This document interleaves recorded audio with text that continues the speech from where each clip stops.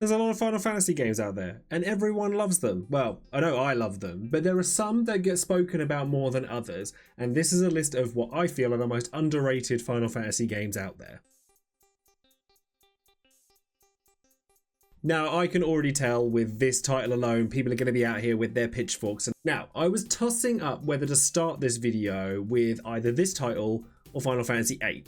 But while I think Final Fantasy VIII is certainly polarizing, and I absolutely love it, I think enough people love Final Fantasy VIII as much as I do that I hesitate to call it underrated in a similar way to this title, which wasn't even called Final Fantasy when it was first released here in the UK, being known as Mystic Quest Legend back in 1992. So what Mystic Quest is basically what Japan felt that we in the West were deserving of in terms of what a JRPG could be, and we got this instead of the larger Final Fantasy franchise, which many people could see as patronizing because Mystic Quest is really simple. And realistically, it is dumbed down a lot in comparison to other JRPGs, even of the 90s, so your Final Fantasy IVs, your Dragon Quests, things like that. But I don't actually think that's necessarily a bad trait. I think everyone has to start somewhere with games like these, particularly children. And sometimes, if you're like me anyway, I actually think it's quite nice to dial it back a bit and just take it easy with a more chilled experience that isn't super lore driven. I'm not always looking for a super deep story when I'm playing an RPG. Sometimes I play them because I find them relaxing, and Mystic Quest actually does a pretty good job of that. And I'm not talking about Mystic Quest from the perspective of somebody who played it as a kid either, because I didn't. I played Mystic Quest for the first time this year, and I really enjoyed it. The music is a big part of it, to be honest. The music is an absolute bop. And I actually came to Mystic Quest because the Rhythm Final Bar line had some of the songs from it. So you can blame that for me putting it on this list. I think it's quite fun to make fun of how we in the West were seen by the developers at the time as not capable of doing other RPGs. And while I don't think it's a retro classic like some of the other games, even the ones on this list even, I think as a gateway to RPGs as a whole, I think Mystic Quest actually serves its purpose quite well, which is why I have it here. So next on the list is Final Fantasy Dimensions. So when you put the words Final Fantasy and mobile title next to each other, almost everyone will run for the hills. And in most cases, I wouldn't even think to stop you, and I'd even do your laces up for you and send you on your way. We all know how I feel about Ever Crisis, and do we even really need to bring up All the Bravest?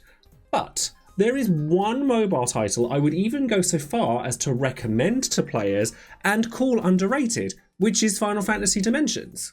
Most of Square Enix's mobile titles, particularly Final Fantasy ones, tend to be the gacha free-to-play loot box variant of mobile titles, one of which I played a great deal of, and I've tried them all in varying capacities. But Final Fantasy Dimensions actually isn't one of those. It's very much a classic JRPG at heart. It was originally released as an episodic thing over in Japan before it was brought over to the West as a singular package. Now, it's not the prettiest game in the world, I'll give you that, given that it's the basis from which the pre-pixel remaster versions of Final Fantasy 4, 5, and 6 came, the ones with the really weird blobby looking pixel sprites. It just didn't look right. But had it been released in the 90s, you'd be forgiven in mistaking it for one of those titles. Being an episodic kind of game, Final Fantasy Dimensions retains a more anthological approach to storytelling, following two separate parties, which are the Warriors of Light and the Warriors of Darkness. Now, you'll encounter numerous references to the Final Fantasy mythos, but they don't dive too heavily into fan service and allow the story for Dimensions, as anthological as it is, to stand on its own 2 feet. I actually believe as well that it boasts one of the more robust versions of the job system, basically building on Final Fantasy V's foundations, and this allows the player a ton of wiggle room for customization. And it's also one of the hardest Final Fantasy games out there. I said while I was talking about Mystic Quest that most Final Fantasies aren't particularly difficult, at least not until you get to Super Boss and such. Well, Final Fantasy Dimensions actually is. It gives you numerous challenging boss fights to get through just to get to the end of the game. And I will pre-warn you that this game does have a really high encounter rate. I would imagine this would be to kind of puff out each episode as and when they came, because each episode will probably give you about 3 hours worth of game time, even with the high encounter rate. So that's probably done to keep the mobile version digestible. But honestly, I don't think it's the greatest Final Fantasy out there, but I think it absolutely warrants mention as an underrated Final Fantasy, given that it's a mobile title that is a complete experience and it's not constantly asking for your money and your time on a daily basis. So next on my list is going to be Final Fantasy X-2. Now, following up on Final Fantasy X is tough, really tough, especially considering it's arguably the strongest title in the entire franchise. But here we are with an extreme tonal shift with Final Fantasy X-2. The first actual sequel that we'd ever seen to a singular story in Final Fantasy up until that point in time, unless you count like Final Fantasy VII Snowboarding. The story of FF10-2 isn't nearly as strong as that of Final Fantasy X, I'll say that. But it's got a ton of aspects going for it that could easily make it feel like a really robust game in and of itself and call it underrated. I believe it has the strongest version of the job system we've ever had, which may be presented in an ultra femme fashion, and you know, that is a minus mark on it for a lot of people, obviously me not being one of them. But mechanically it's extremely sound and it allows for a ton of player customizability. There's a lot of work that's gone into each dress sphere individually as well, and being able to cross them over through way of accessories, different garment grids. It's actually really fun to just sit and play with. And going off of what I'd said about Mystic Quest, about the story not necessarily being the only reason to play a Final Fantasy game, I think it's actually kind of nice that Final Fantasy X-2 doesn't take itself super seriously, certainly not as seriously as FF10 does, and it plays into its campiness, which might be jarring to Final Fantasy X fans, but if you've seen what the lore does when it goes the other direction and takes itself way too seriously, if you've ever listened to the audiobook for Final Fantasy X Will or FF10-3 or whatever it was called, I'll take the campiness of FF10-2 any day of the week over that. X-2 also has a lot of really good iconography in it. It's got some really cool new characters like Pain, who is an icon, let's be real. And it does also introduce some slightly less memorable characters like Nuge, Baralai and Gipple, who I really think they were trying to go for something with, but it just didn't quite land. But the iconography of Yuna in the songstress dress sphere, the concerts, Riku in her scantily clad outfits and stuff like that, like, it is fan servicey, it is silly, but the fact remains that X-2 is actually an extremely fun game that's very easy to call underrated. Just don't look too heavily into the problematic character that is Brother and the pervy nature of some of the scenes in the game. Aha, the corridor simulator. This game, honestly, the first thing that annoys me with this game is the definition that people give to it, where it's, oh, it gets good 20 hours into it. I can't stand that trope. We all know if a game's taking 20 hours for it to get good, you probably want to move on. However, I think that the linearity of Final Fantasy XIII is an aspect that a lot of people hold against it. And I understand it to a certain extent, but what I don't understand is how much people praise other games in the series which are almost just as linear as 13 is. I love Final Fantasy X. I think Final Fantasy X is almost definitely the strongest game in the franchise to recommend to new players by a long shot. But it's also a really linear game, almost for a longer period of time than Final Fantasy XIII. It hides it well, because it does have towns and such to break it up, where Final Fantasy XIII doesn't. But ultimately, it is still a very linear experience, and I think people seem to forget that. I also think that linearity in and of itself isn't a bad quality to have, and going too far in the other direction can also have adverse effects, which, funnily enough, is one of the aspects I think holds Final Fantasy X-2 back. Anyone who has ever tried to 100% that game or go for the Platinum Trophy, as I've done, will know that for sure.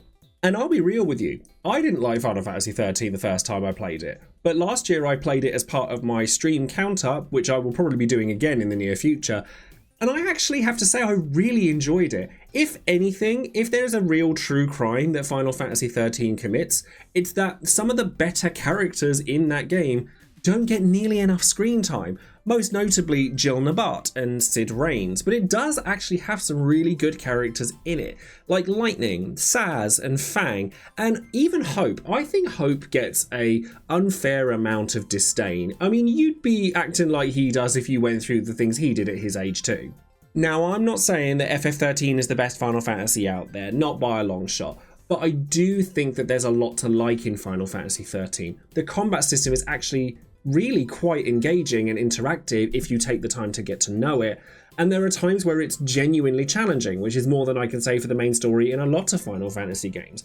And I could almost add Lightning Returns to this list as well, given that it refines a lot of what people don't like about 13, particularly its linearity, and that gets swept under the rug too. So to be fair, I could put the entire FF13 trilogy here. So I've got two more titles to talk about here, and the next one is going to be Final Fantasy XIV Stormblood.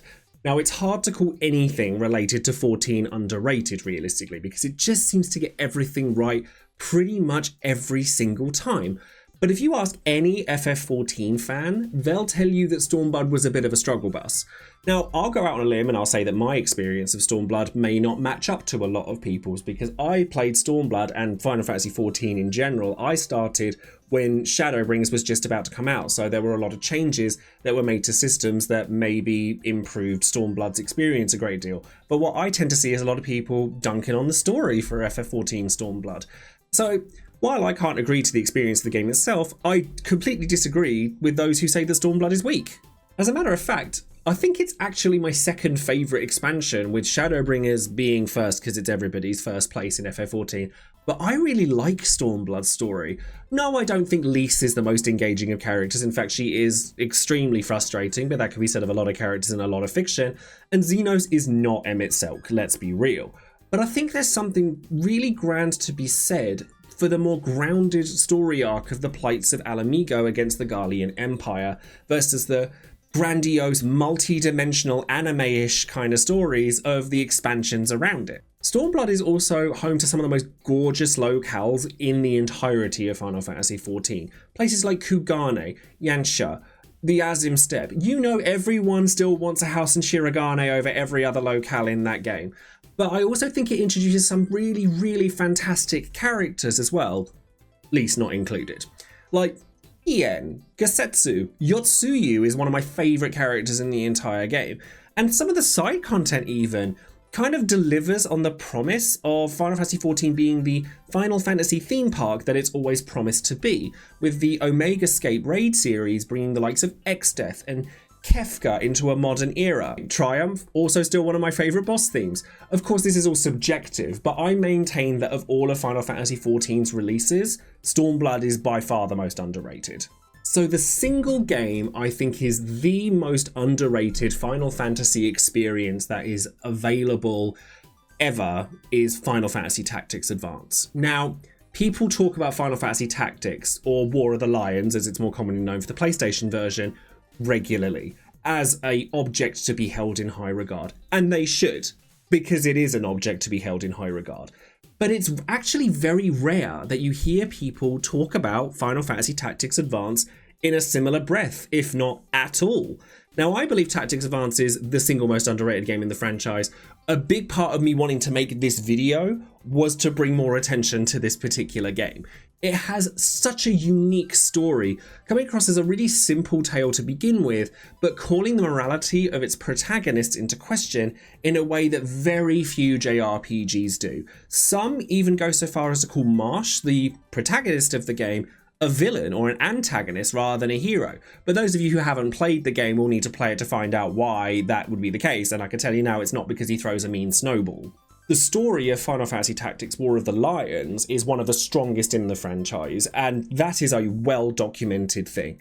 But the story presented here is also extremely heartfelt and grounded in a lot of real-life themes that are interwoven into Ivalice through its diverse characters, and numerous times during the story it would hit me right in the gut because it would be something that I could relate to, sort of, you know, familial relationships and not wanting to let go of a fantasy and things like that. Combat plays out obviously similarly to Tactics because duh, but it does separate itself through numerous quality of life improvements like being able to take moves back, but also there is the lore system, which can basically disallow you from using certain types of attacks in fights, and you get put in jail if you do them, which to some is a pain, and some people don't like it. I, however, see it as an opportunity to create really interesting situations in which you'll have to think outside the box to solve a certain problem. Learning abilities, also super simple and reminiscent of the ways that you would learn abilities in Final Fantasy IX, because you learn them through the equipment that you grab, which is honestly one of my favourite progression systems in any JRPG, let alone Final Fantasy, simply because it makes every single equipment drop you get significant outside of obvious stat gains, and makes you want to look at them even if you don't get any immediate benefit from doing so. Final Fantasy Tactics Advance 2 is also really good, but I think that the original Final Fantasy Tactics Advance stands atop the pyramid of Final Fantasy games that I deem to be underrated, because I feel like it just gets swept under the rug for reasons I fail to understand. I adore Final Fantasy Tactics Advance, and it's one of the best portable experiences that I can recommend to others, including Final Fantasy 4, 5, and 6 Advance, which everyone loves. So I would love to know from your perspective what you think the most underrated Final Fantasy experience is. Do you agree that it's one of the games that I listed here, or do you think it's something entirely different? Let me know in the comments below. So that's all for today's video. Thank you very much for watching. As I said, check out the comments below and let me know what your most underrated Final Fantasy is. Or if you're not sure what to write, just write the word algorithm into the comments, because it helps me out a great deal. And if you enjoyed this video, don't forget to like the video and subscribe to the channel if you haven't already, and click the bell for notifications on any future videos I might be making. And if you'd like to support the channel further, perhaps consider taking a look at my Patreon down in the description box below as well, where you can get title cards made just for you, just like all the wonderful people in the list here that have supported my channel, and I'm very, very grateful to every single person that does. You're also welcome to come and find me on Twitch, where I stream 4 days a week, and we can chat about underrated Final Fantasies or ideas for videos on Final Fantasy that you'd love to see in the future. It would be great to hear from you guys. Thank you ever so much for watching, and I look forward to seeing you next time. Have a great day, everyone. Take care.